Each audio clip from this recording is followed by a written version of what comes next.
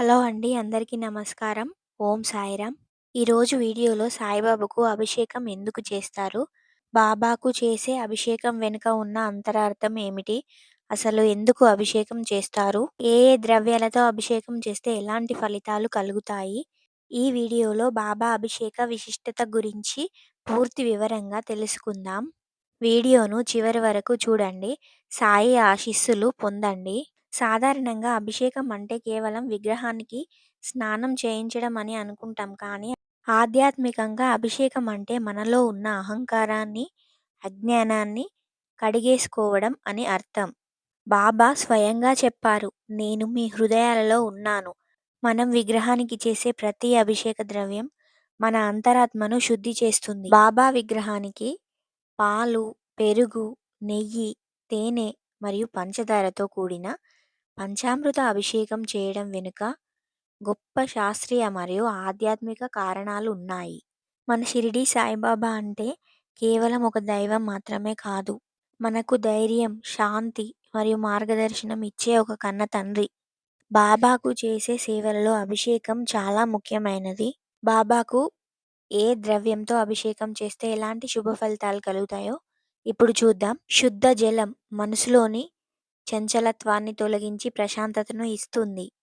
ఆవు పాలు, పాలు స్వచ్ఛతకు చిహ్నం. పాలతో అభిషేకం చేయడం వల్ల ఆయురారోగ్యాలు సిద్ధిస్తాయి. పెరుగుతో చేయడం వల్ల సంతాన ప్రాప్తి కోసం మరియు కుటుంబ సౌఖ్యం కోసం పెరుగుతో అభిషేకం చేస్తారు. మరి తేనెతో ఎందుకు అభిషేకం చేస్తారంటే తేనె తీపిని ఇస్తుంది. మన మాటలో మాధుర్యం, సమాజంలో గౌరవం పెరగడానికి ఇది దోహదపడుతుంది. మరి నెయ్యితో ఎందుకు అభిషేకం చేస్తారంటే నెయ్యి ఆర్థిక ఇబ్బందులను తొలగి ఐశ్వర్యం కరగాలంటే నెయ్యితో అభిషేకం శ్రేష్టం. మరి గంధంతో ఎందుకు అభిషేకం చేస్తారంటే బాబాకు గంధం అంటే ఎంతో ఇష్టం. గంధం పూయడం వల్ల మనసులోని క్రోధం తగ్గి శాంతి చేకూరుతుంది. చాలా మందికి ఒక సందేహం ఉంటుంది, ఇంట్లో బాబాకు అభిషేకం చేయవచ్చా? అభిషేకం అంటే శుద్ధి మరియు సమర్పణం. బాబా చెప్పినట్టు మనం ఆయనకి ఏమి ఇచ్చినా అది ప్రేమతో ఇస్తే చాలు.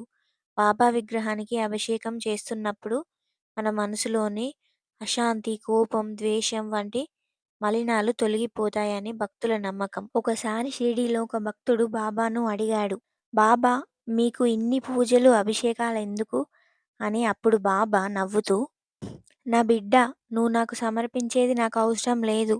కానీ నువ్వు భక్తితో ఇచ్చే ప్రతి నీటి చుక్క నీ కర్మలను కడిగేసే గంగ అవుతుంది అన్నారు. అంటే మనం బాబాకు చేసే సేవ మన స్వచ్ఛత కోసమే. బాబా ఎప్పుడు ఆడంబరాలను కోరుకోలేదు, కేవలం నిష్కలమైన ప్రేమని మాత్రమే ఆశించారు. షిరిడీలో నిత్యం బాబాకు మంగళ స్నానం, అభిషేకం జరుగుతుంది. మన ఇంట్లో కూడా గురువారం నాడు లేదా ప్రతిరోజు అభిషేకం చేయడం వల్ల ఆ ఇల్లు ఒక దేవాలయంగా మారుతుంది. ఇది ఇంట్లోని నెగిటివ్ ఎనర్జీని తొలగించి ఐశ్వర్యాన్ని, ఆరోగ్యాన్ని ప్రసాదిస్తుంది. మన ఇంట్లో ఉండే వెండి లేదా రాగి ఏ విగ్రహమైనా సరే చక్కగా అభిషేకం చేసుకోవచ్చు.